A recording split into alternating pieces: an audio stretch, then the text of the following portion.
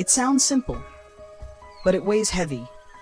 It sounds like a paradox, yet hidden within is the heart of awakening, a silent invitation to return.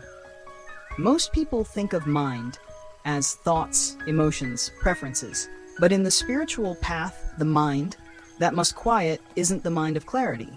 It's the restless mind, the grasping mind, the mind that chases what's better, faster, safer, more.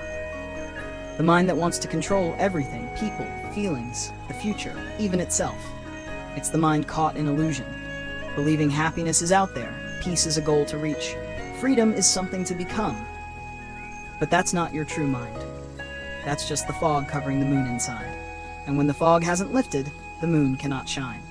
The way is not a path you walk on.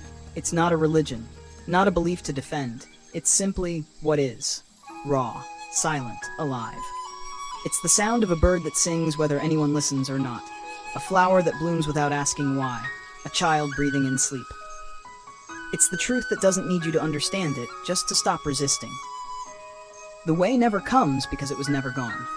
But when the mind is busy chasing illusions, it cannot see what has always been here. People often ask, how do I get rid of the ego? How do I kill the mind? But letting go doesn't mean destroying your feelings. It's not about becoming numb or empty. Letting go usually begins with a crack, a heartbreak, a failure, a goodbye, a loss too real to ignore. One day you wake up and realize everything you believed in wasn't real. The story you told yourself collapses, and in the silence that follows, something opens. Not a path forward, just a way back. But even then, the ego plays tricks. It whispers, if I think positive enough, good things will come. If I focus on what I want, the universe will give it to me. If I raise my vibration, I'll attract better things. Sounds nice. But often, behind those beautiful words is still a me trying to control life. Still a craving to be the god of your own little universe. But life is not yours alone. Reality is a vast web of causes, conditions, karma, and time.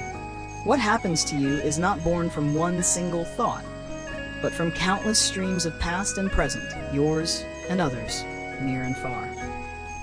The more you try to bend the universe to your will, the more you fight something that was never meant to be tamed.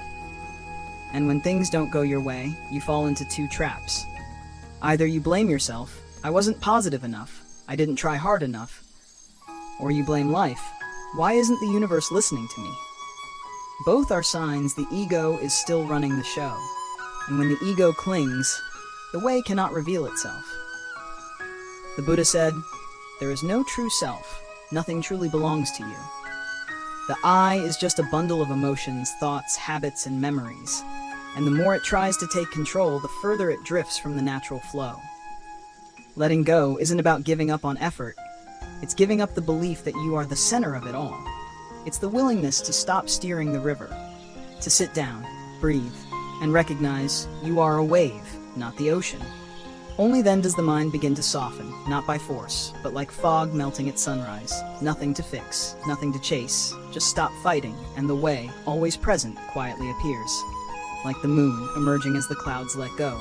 So if life feels heavy right now, maybe it's time to stop swimming. Not forever, just for a moment. Float, feel the water. You'll see, life has never tried to drown you. It was only your struggle that pulled you under.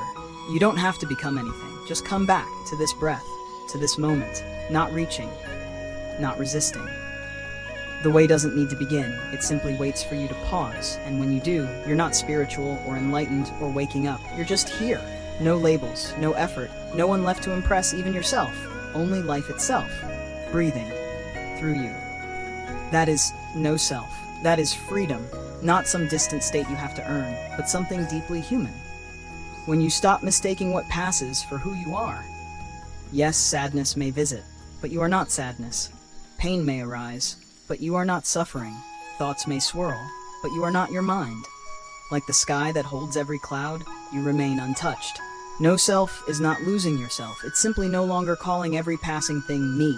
And when that happens, you still walk through life, but you walk like the wind, carrying nothing, grabbing no one, needing nothing. So if there's one thing worth remembering, maybe it's this. When you no longer try to become something, you begin to return to what already is. And in that moment, The way doesn't need to appear, because you are the way.